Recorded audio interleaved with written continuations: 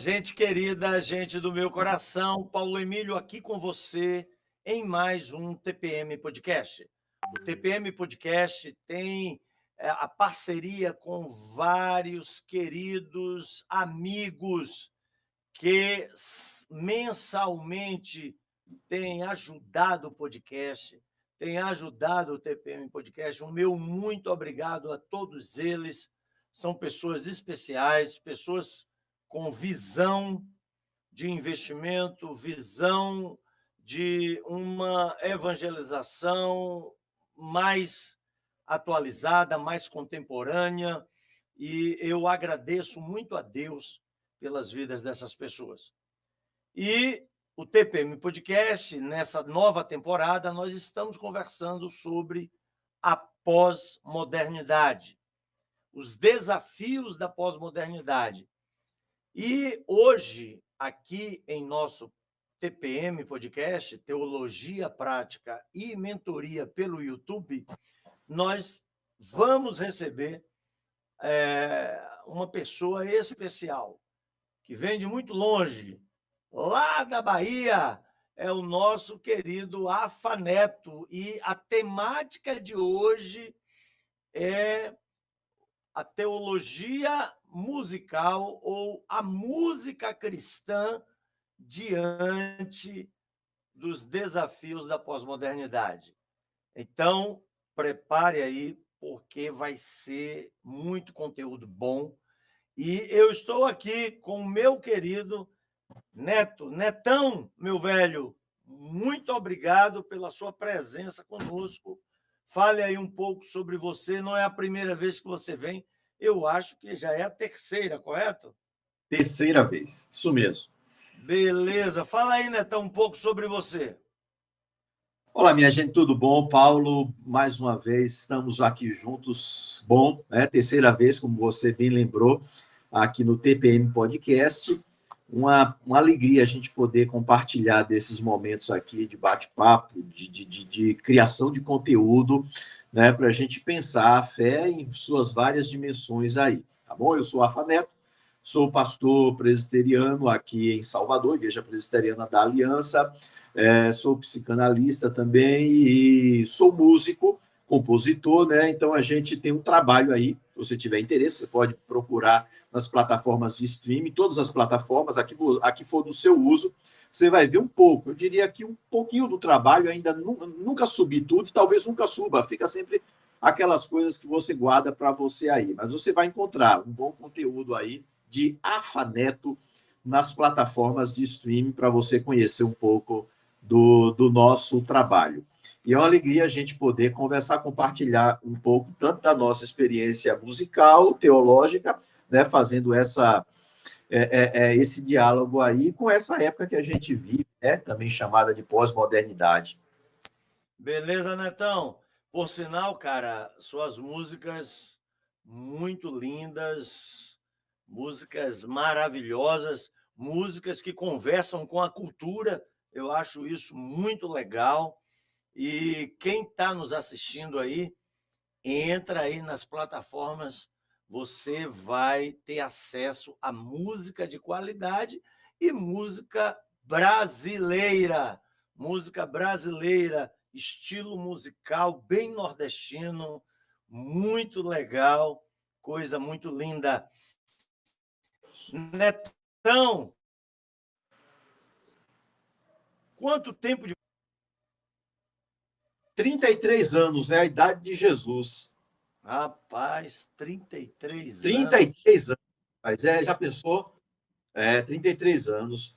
O perigo que dá, Paulo, eu vou fazer vou completar o 34º ano agora em fevereiro, 22 de fevereiro do ano que entra agora. Então, se eu passei livre, sem a crucificação, do 33º ano, então parece que vai dar para chegar um pouquinho mais, tá bom? É isso mesmo, meu amigo. Mas, Neto, como é que você define a questão da pós-modernidade? E aqui, a pós-modernidade, a gente vai trabalhar a questão cultural, na cultura. Como é que você define a pós-modernidade na perspectiva cultural? Joia. Eu, assim, eu também tive um período, gosto muito das ciências sociais, né? Você que é um especialista aí na área, mas eu gosto muito, fiz leituras, fiz algumas disciplinas na Universidade Federal aqui. Enfim, eu me aprofundei um pouquinho, né, nesses autores que tratam da pós-modernidade, e de todos eles, o que eu mais gosto, talvez seja até o mais popular de todos eles, talvez o mais lido de todos eles, não é? Que é o Zygmunt Bauman, né, o polonês, até falecido há poucos anos atrás. Eu gosto do conceito de modernidade líquida, que é o conceito que Bauman usa para se referir à mesma pós-modernidade, né? Porque você sabe, uns chamam de pós-modernidade, outros de modernidade tardia, outros de modernidade líquida. Eu gosto do conceito de modernidade líquida. Chamo também de pós-modernidade, mas o conceito que eu aplico para pensar a pós-modernidade é o da liquidez, tá certo? O que é que caracteriza a pós-modernidade também na questão cultural? Essa fluidez, essa efemeridade de todas as coisas, né? Nada é constante. Consequentemente, uma das marcas, né, da pós-modernidade é você, então, relativizar tudo, portanto, destruir os absolutos, mas no caso da cultura, é você estar, de uma certa forma, a tendência, entendeu? Graças a Deus tem elogiadas exceções, mas a tendência é o desprezo pelo antigo, pelo passado, pelo que ficou, e essa busca frenética sempre pelo novo. E o novo, na pós-modernidade, ele envelhece a cada hora que passa, entendeu? Então, na cultura, é isso também, tá certo? É curioso, Paulo, quando você conversa com pessoas, né? Você tem filhos também nessa idade, como eu tenho filhos, e a gente pastoreia uma comunidade, uma comunidade diversa em termos de faixa etária. Naturalmente, a gente vai encontrar pessoas que são filhas totais da cultura pós-moderna. E como elas falam, né, da música de 6 meses atrás com a música antiga. Ai, E eu falo assim, verdade. eu digo, caramba, eu ainda nem escutei, eu ainda não tô nem me planejando para escutar ainda.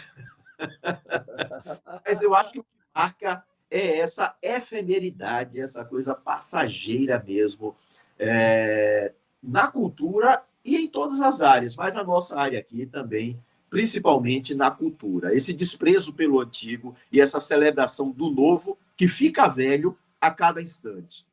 Que legal, que legal. Muito boa definição, porque hoje a maneira da pós-modernidade acionar a cultura de massa precisa dessa efemeridade, né? Precisa dessa questão. Quer dizer, porque a tecnologia, por exemplo, quanto mais efêmera ela é, mais eu posso alcançar uma grande quantidade de pessoas, né? Então, o celular que quebra, ele fica ultrapassado e você já precisa de outro, e a sociedade mercado vai elogiar, vai dizer, seja muito bem-vinda a efemeridade, porque sempre vai estar vendendo, sempre vai estar produzindo coisas novas, coisas que vão se tornar ultrapassadas em pouco tempo, né, Neto? Exatamente. Interessante, Paulo, é porque é o seguinte, a lógica do mercado, né, que a gente vive, onde está inserido desse neoliberalismo, é a transformação de tudo em mercadoria. Então, tudo é produto. A arte também foi transformada. E esse é um ponto que a gente deve sempre voltar a ele. A arte foi transformada em mercadoria. E se foi transformada em mercadoria, ela é bem de consumo. Então, o que é que acontece? Precisa sempre, a todo momento, estar produzindo algo novo, mas não somente produzindo algo novo, é tornando o que foi produzido ontem obsoleto. Então, assim, passar a ideia de que aquilo que foi consumido ontem já não te satisfaz mais, já não te serve mais. você precisa de um produto novo, né? Então, pense assim, por exemplo, vamos pensar, eu convido nossos espectadores a pensarem, e nossos ouvintes também, aqueles que não vão acompanhar o vídeo, a pensarem um pouco na nossa vida diária, tá bom? Vamos pensar nesse produto que é o celular. Imagine você, né? A gente compra o da última geração, que no ano que vem tem toda aquela festa das fabricantes para lançar o modelo novo. Isso aí tudo vem carregado da mensagem de que aquele que você comprou no ano passado, que, diga-se de passagem, tem todas as funções desse que acabou de ser lançado, ele já não serve. Você precisa de um novo. Você precisa de um produto novo, porque aquele se tornou obsoleto. Aquele já não mais vai te satisfazer, vai te dar uma experiência gratificante e plena. Então você precisa do novo. A mesma lógica, a indústria da arte aplica também à arte, porque tudo foi reificado, coisificado, transformado em produto. Então, assim, a música de um ano atrás, imagine a música de 40, 50, 100 anos atrás. Ela não te dá mais uma satisfação plena. Você precisa, então, da nova música. E hoje em dia, o que acontece, a gente vai chegar lá, eu tenho certeza, é que as músicas são feitas para não durarem. Coisificadas. Coisificadas. Totalmente. Exatamente. Legal. Olha, gente, você que está aí participando, você que é músico, você que está envolvido com a música na igreja ou fora dela, você está vendo como aqui nesse podcast você vai ter muito conteúdo e como você vai aprender, porque a gente está conversando com um cara que sabe do que está falando, né?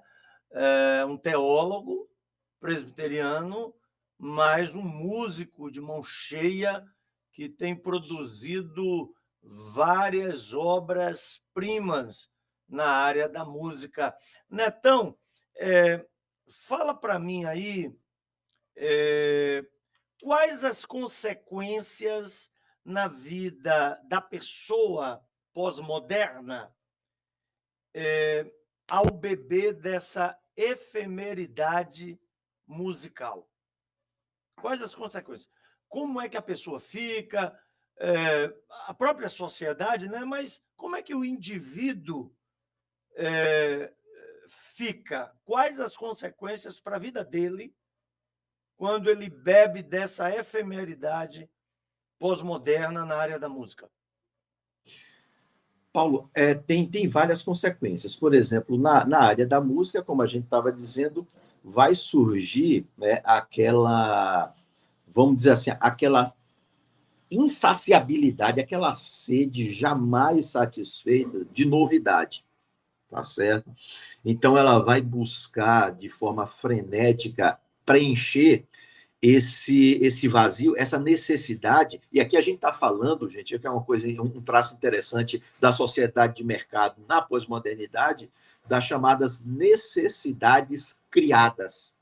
Eu acho que esse é um conceito bem legal, né? Porque hoje em dia a gente se move em todas as áreas, inclusive na área cultural, na área musical, por necessidades criadas. E criadas por quem? Criadas pelo mercado, tá bom? Então, assim, acho que uma das principais consequências é essa busca frenética por preencher um vazio jamais preenchível.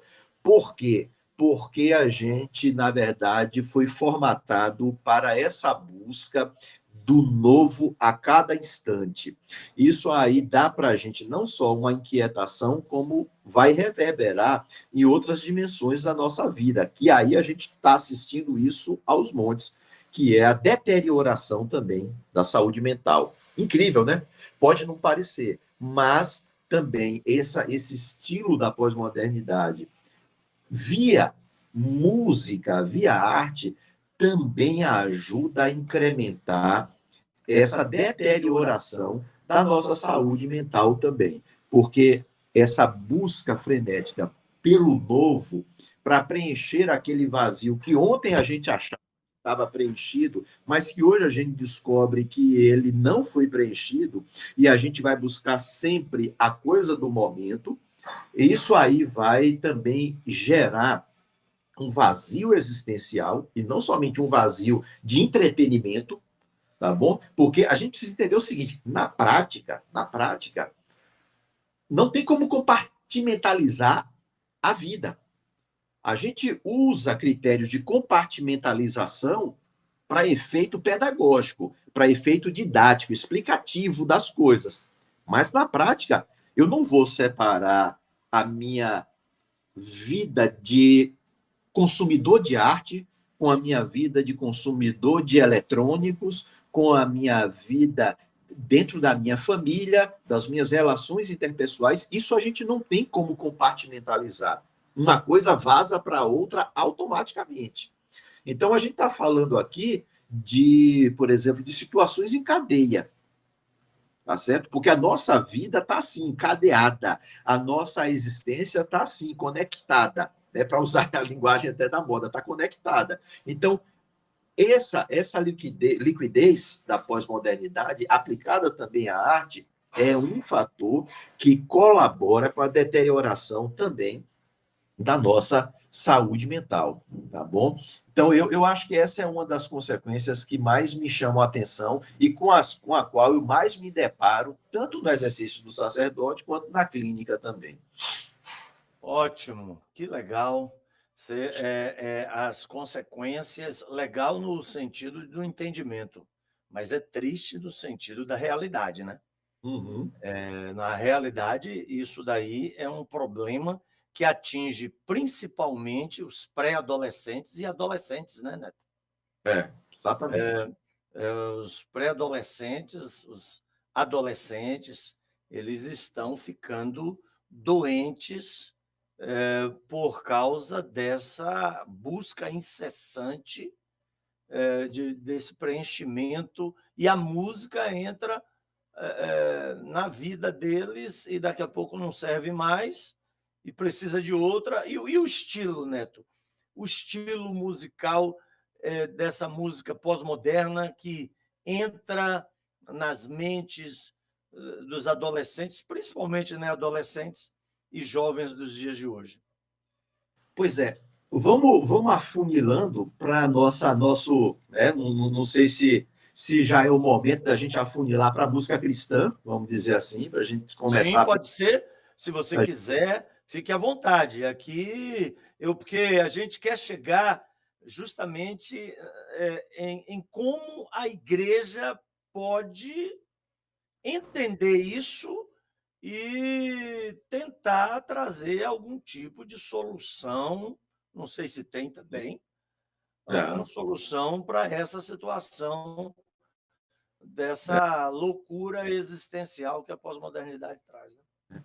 Eu acho que solução tem, eu não sei se a gente vai estar disposto a buscá-la, mas olha só, antes de chegar nisso, Paulo, o que é que acontece? Por exemplo, da mesma forma que eu falei da nossa existência não compartimentalizada, uma outra coisa também é o seguinte: é a gente pensar ingenuamente em criar a bolha cristã em relação à sociedade que nos cerca, né? Jesus nunca pregou bolha cristã, Jesus pregou contra a cultura, não é? Confronto do estabelecido, e não criação de bolha, porque isso é impossível. Então, o que é que acontece? A gente acha que a arte ela vai também estar inserida nessa bolha. E o que acontece no mercado fonográfico, de uma forma geral, não vai chegar para aqui para a gente. Mas isso é uma ingenuidade, tá bom? Então, a gente vê isso tanto na igreja. Olha tantos comportamentos assim, vamos dizer, seculares, que às vezes invadem a igreja, aí a gente faz essa troca. Isso não é de todo ruim, a gente precisa ter critérios para fazer esse diálogo, mas a verdade é que uma coisa estar contida na outra. Isso é inevitável. E com a música, acontece da mesma forma.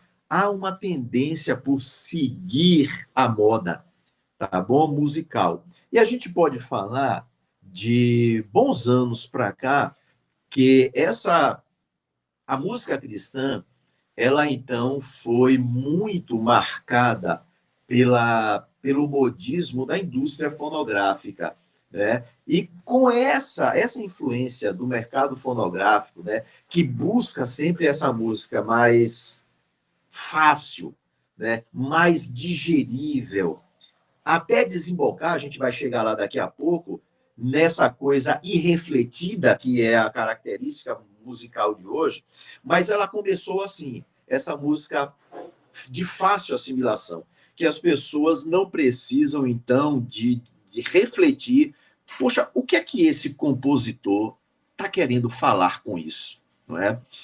O que é que esse compositor quis dizer com alguma coisa acontece no meu coração quando cruzo a Ipiranga com a Avenida São João? É que Narciso acha feio o que não é espelho e a mente apavora o que não é mesmo velho.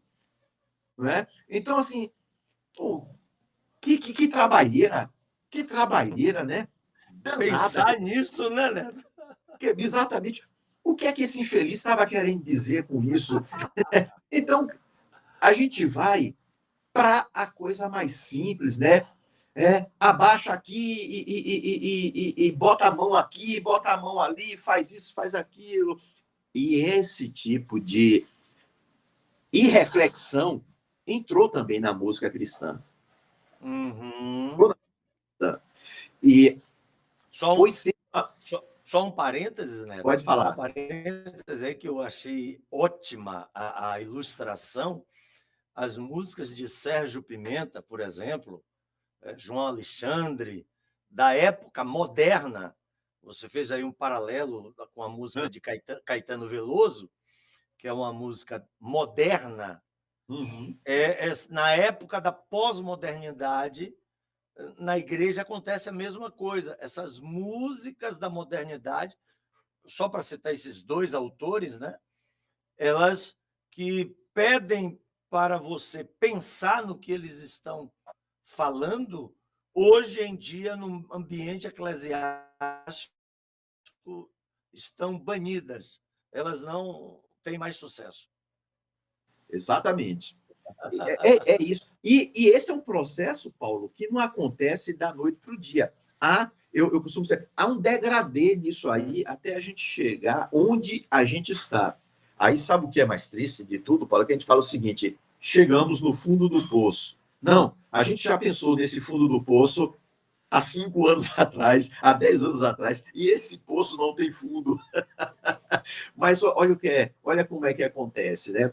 A gente, como você trouxe aí as figuras de Sérgio Pimenta, João Alexandre, Jorge Camargo, graças a Deus a maioria está aí produzindo coisas com qualidades maravilhosas, né? Nelson Bomilca, Guilherme Quer, aí para falar desses ícones, né? Da música cristã, nós temos outros tantos aí, falar de Gladir, de Carlinhos Veiga, enfim, tem muita gente muito boa que continua aí produzindo música fantástica, de altíssima qualidade. Mas o que é interessante é que começou a surgir, né? Aí você tem até mais propriedade, porque nesse aspecto aí você estudou mais esse assunto do que eu, para falar aqui da eclosão do movimento gospel. Bom, e aqui a gente sempre fala, né? Não confundamos o movimento gospel com o estilo musical gospel, que é um estilo próprio lá dos Estados Unidos, tá bom? Que é um estilo calcado na música negra, na música afro-americana, tá certo? Um estilo maravilhoso, muito belo. Esse estilo musical de um movimento de mercado, tá certo? Esse aqui a gente precisa saber, de um movimento de mercado que a gente chama do movimento gospel, tá bom?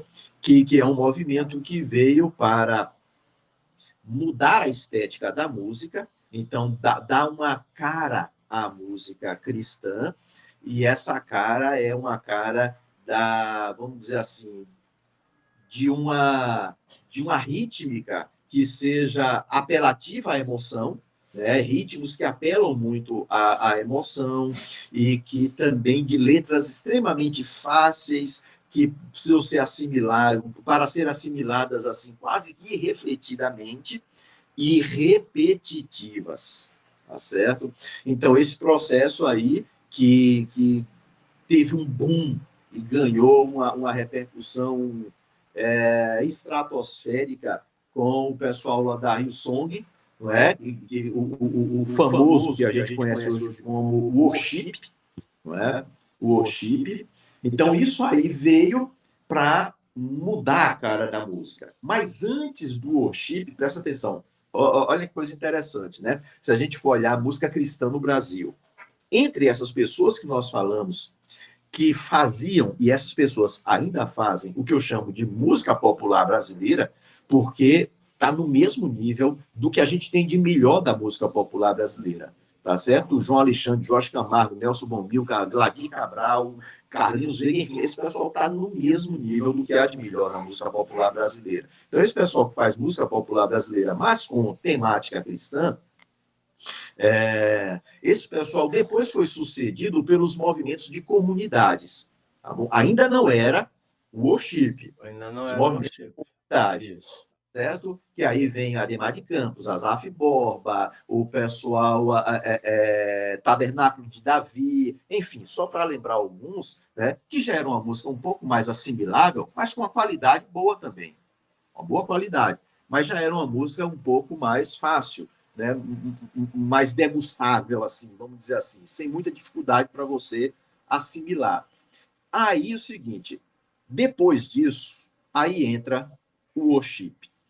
E aí o worship é que traz essa coisa bem refletida mesmo, que a gente tá vendo hoje, com mantras, como a gente chama, né, com repetições exaustivas e fáceis, com todo um apelo rítmico e sonoro para criar esse ambiente de assimilar sem refletir, tá bom? Para gerar uma experiência apenas momentânea, tá bom? E que não muda, de fato, as coisas. É a experiência do momento pelo momento apenas, tá certo? Você sai dali como se você saísse de um bate-papo onde você fez a sua catarse, você desabafou, dá aquela impressão de alívio momentâneo, mas depois de alguns momentos, de algumas horas, às vezes de dias, você olha e diz o seguinte: essa experiência serviu, enfim, para me fazer refletir sobre o meu lugar no mundo, sobre como eu posso viver os meus desafios, os meus dilemas? Não, não serviu. Isso foi algo que te serviu naquele momento e somente para aquele momento. Uma espécie de experiência emocional que toca nas emoções, que pode levar a pessoa ao choro, a pessoa se arrepiar, mas que não produz uma transformação na vida da pessoa, uma mudança Exatamente. real. Exatamente. Então é esse estilo aí que esse último estilo gospel é o que caracteriza a música pós-moderna no viés cristão. Exatamente. É o que, por exemplo, é o que dá a tônica para o mercado, tá certo? Infelizmente, é isso. Não é nem, viu, Paulo, aquela questão só. Acho que a música precisa apelar para essa nossa dimensão do emocional. Precisa mesmo. Acho que a arte, ela toca a gente. Ela não pode ser só a frieza da razão. Ela precisa tocar mesmo. Mas, assim, uma coisa não precisa anular a outra. E o que a gente percebe muitas vezes nessa música do mercado atual é a anulação da razão para que esse lado sentimental possa predominar e praticamente existir sozinho, hegemonicamente. E isso é que é um pouco preocupante, porque isso não se dá de forma inofensiva. Né? Deixa eu colocar uma coisa que, por exemplo, quando a gente pensava em fazer esse bate-papo hoje, né, eu lembrei de um texto aqui um texto bem brevezinho que eu escrevi, há alguns anos atrás, e que pode servir também nesse momento que a gente está batendo esse papo, não é? Que é o poder da linguagem. A linguagem ela tem um poder fantástico para criar mundos, para criar situações, entendeu? Para mudar também formas de pensar, como também formatar maneiras de você enxergar o mundo. Onde é que eu quero chegar? Né? Você lembra que, de uma forma geral, tanto nos livros quanto também na música, há 30, 40 anos atrás, até 25, 20 anos atrás, os termos que predominavam quando a gente se referia ao crente, ao cristão, ao indivíduo, a gente falava de discípulo e, naturalmente, também de discipulado. Então, a gente pensava no indivíduo cristão como um discípulo que precisava sempre caminhar no discipulado. Aliás, essas palavras modificadas aqui e ali, elas sempre apareciam, tanto na teologia, quanto na escrita devocional, como também na arte. Pode olhar, isso sempre aparecia, discípulo, esse trocadilho, discípulo, discipulado. Hoje, vai ver que o que predomina são as palavras, o binômio adorador e adoração. Aí a gente fala, pô, mas isso é inofensivo. Não, não é. Não é inofensivo isso. Quando a gente institui a ideia, a linguagem do discípulo e do discipulado para adorador, adoração, a gente está ajudando a desconstruir uma realidade e a construir uma outra realidade, porque a linguagem tem esse poder de fazer isso. A linguagem tem o poder de fazer isso, tá bom? Da mesma forma, Paulo, que, por exemplo, né, eu sei que é um pouco indigesto para muita gente, mas quando a gente pega no pé com linguagens preconceituosas, racistas, machistas, a gente precisa, de fato, fazer uma mudança para sair de uma linguagem que diminui o outro para uma linguagem que promove a unidade. Então, eu estou pegando esse exemplo para trazer para a nossa discussão a questão da mudança do discípulo-discipulado para adorador-adoração, para mostrar que cada palavra traz consigo todo mundo. Todo mundo. Ela não é uma palavra, uma mera palavra. Quando a gente Não é fala neutra. não é Não neutra. é neutra.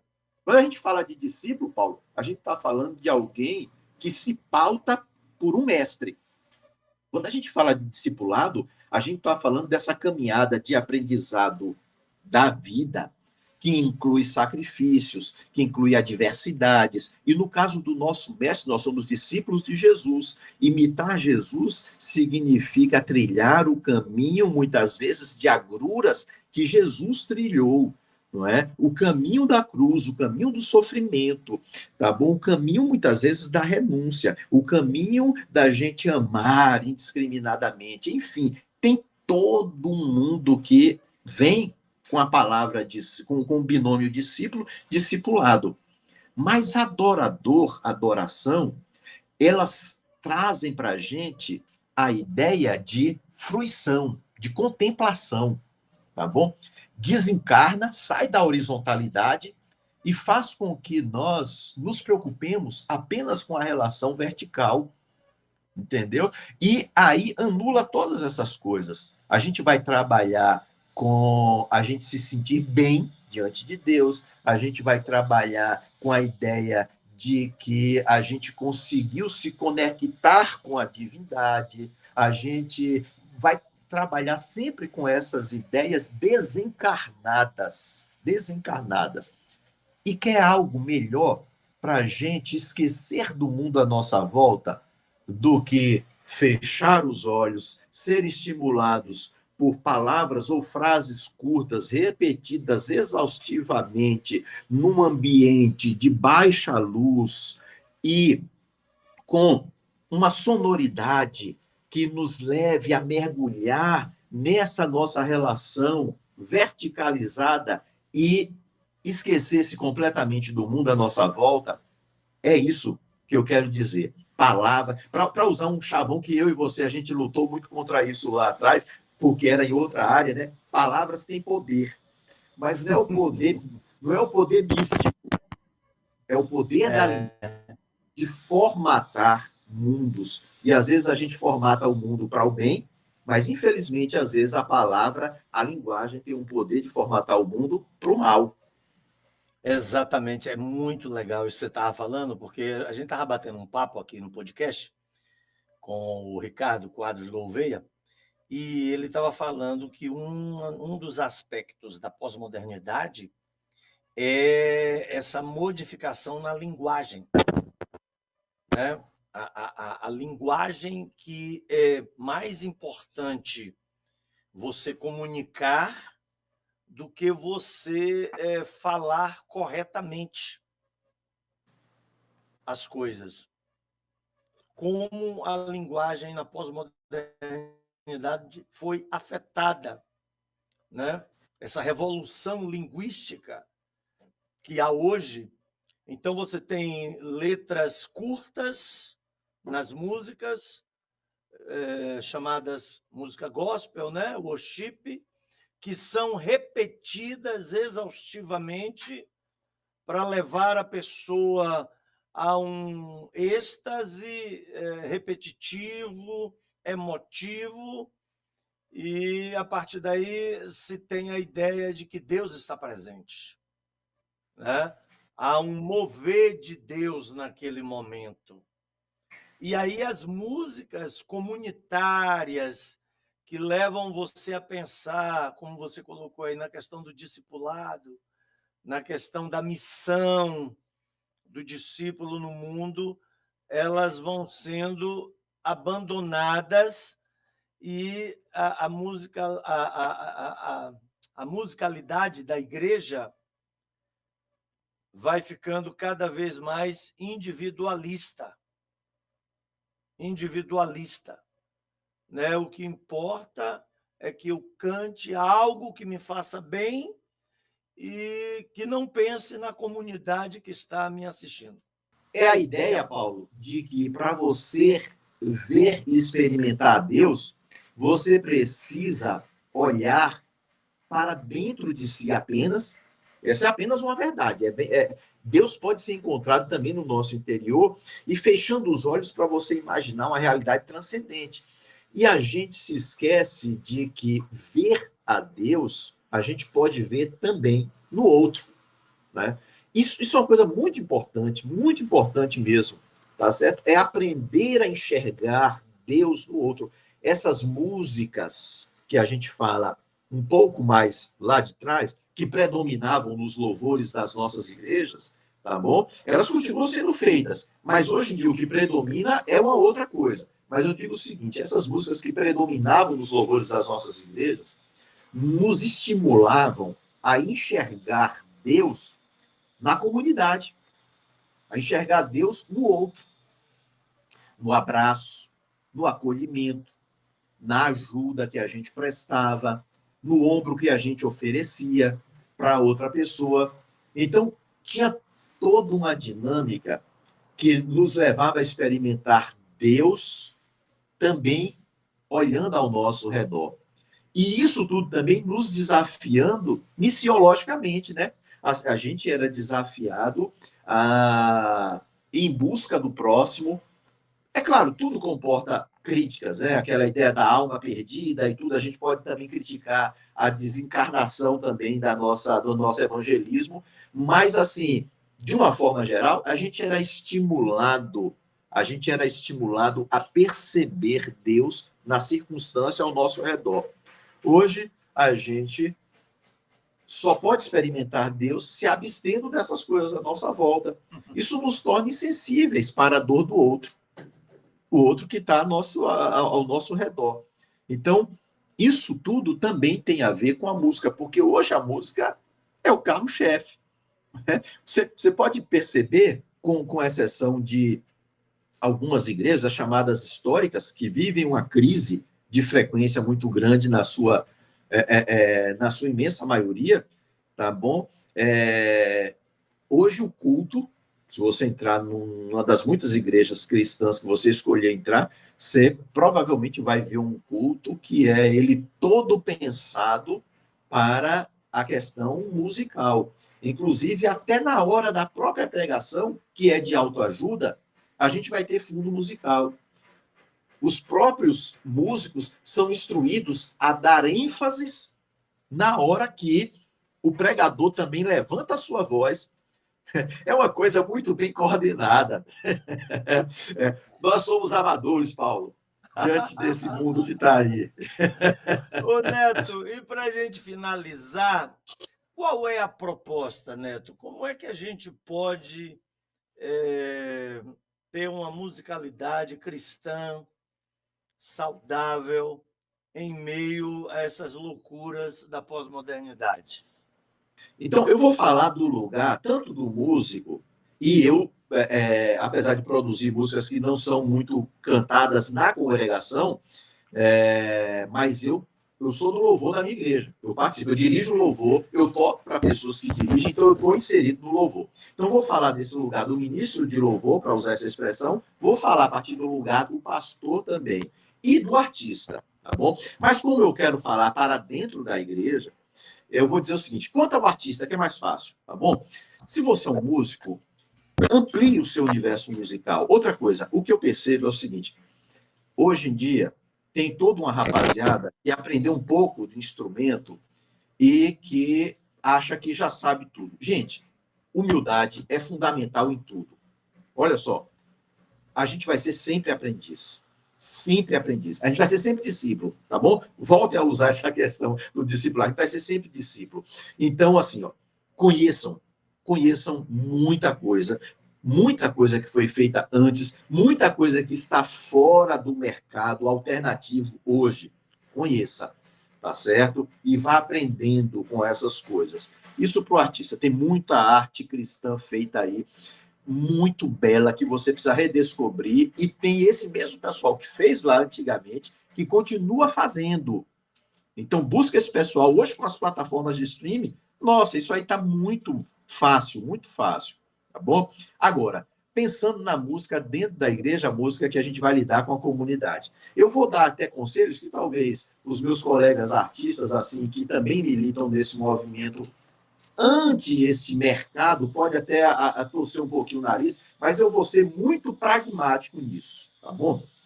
Olha só, pessoal, vamos diversificar o louvor, o momento de música da igreja. Hoje a gente tem a predominância completa. Eu diria assim, que nem alterna.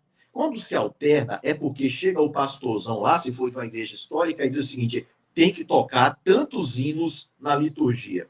Então, hoje a gente só conhece ou o hino, né, daquele inário que muda de denominação para denominação, com muitos hinos comuns, só muda um pouquinho a letra de cada um, e os cânticos do worship. Fica entre essas duas coisas. E aquela riqueza da musicalidade brasileira, que é lindo e é farta, isso está ausente. Então, deixa eu dar uma dica aqui, pastores que nos ouvirem, ministros, pessoa do grupo de louvor que estiver ouvindo, ou você que é membro da igreja, e abordar de forma carinhosa, tanto o seu pastor quanto a pessoa que trabalha com louvor, dizer o seguinte, olha, gente, tem muita gente aí fazendo música cristã brasileira, tá certo? Músicas que dialogam com o nosso sotaque, a nossa forma de fazer música, tá bom? Com esses nossos ritmos, com essa nossa forma de falar de Deus. Isso tem, não precisa você ir lá antigamente. Se você quiser ir, ótimo. Mas tem muita gente fazendo esse tipo de música hoje. Então, pega isso aí, leva. Tá bom? Hoje em dia, com essas coisas de cifras aí na internet, mesmo que o seu grupo seja um grupo que tem um pouco mais de dificuldade, o pessoal que está iniciando, tá bom? Mas tem, às vezes, uma forma simplificada. Esses artistas, vou falar a partir de mim, mas esses artistas são acessíveis. Se você for na rede social de muitos deles, e você pedir uma cifra de alguma coisa que não esteja lá, até simplificada, ele vai passar para você.